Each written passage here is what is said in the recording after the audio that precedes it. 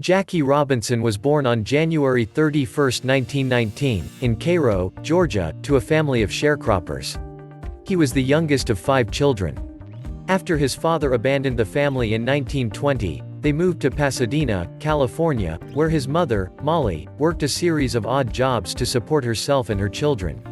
Though Pasadena was a fairly affluent suburb of Los Angeles at the time, the Robinsons were poor, and Jackie and his friends in the city's small black community were often excluded from recreational activities. That began to change when Jackie enrolled at John Muir High School in 1935. His older brother Mac, a silver medalist in track and field at the 1936 Olympics in Berlin, inspired him to pursue his interest in athletics, and the younger Robinson ultimately earned varsity letters in baseball, basketball, football and track while at Muir.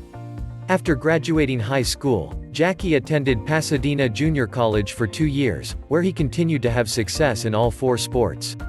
Following the death of another older brother, Frank, in a motorcycle accident, Jackie decided to honor his memory by enrolling at UCLA in 1939.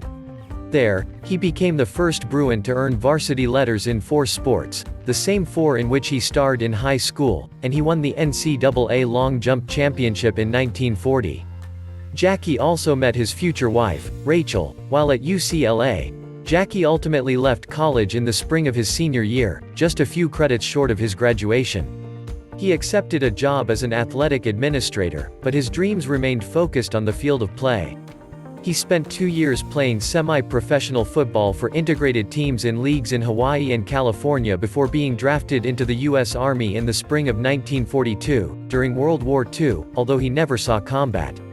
He was accepted into officer candidate school and was assigned to segregated Army units, first in Kansas and then in Texas. During this time, however, he remained close to Rachel, with whom he became engaged in 1943. In 1944, Jackie was nearly court-martialed after he boarded a bus at Fort Hood in Texas and refused the driver's order to sit in the back, as segregationist practices in the United States dictated at the time. He was acquitted on all the charges at court-martial, but it has been said that his experiences during the proceedings likely shaped his response to the racist taunts he received, a few years later, from fans and fellow players at the start of his professional baseball career. Jackie was honorably discharged from the Army in November 1944, and he took a job coaching basketball at a college in Austin, Texas. In early 1945, Jackie Robinson was signed by the Negro League team the Kansas City Monarchs, where he starred for 1 season, hitting .387. At the time, Brooklyn Dodgers executive Branch Rickey was scouting the Negro Leagues, looking for players who not only had the talent but the demeanor to withstand the pressures associated with integrating Major League Baseball. Robinson was one of several players Rickey interviewed in August 1945 for assignment to the Dodgers farm team in Montreal, the Royals. It is said that during the interview, Rickey demanded that Robinson not respond when on the receiving end of racial abuse. Robinson reportedly said, "Are you looking for a Negro who is afraid to fight back?" To which Rickey replied that he was looking for a person with guts enough not to fight back.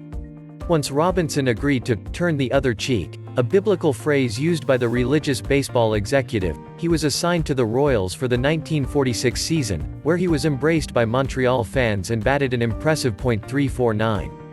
His performance both on and off the field earned him a call-up to Brooklyn the following season. His debut with the Dodgers in 1947 was greeted with a lot of attention, not all of it positive.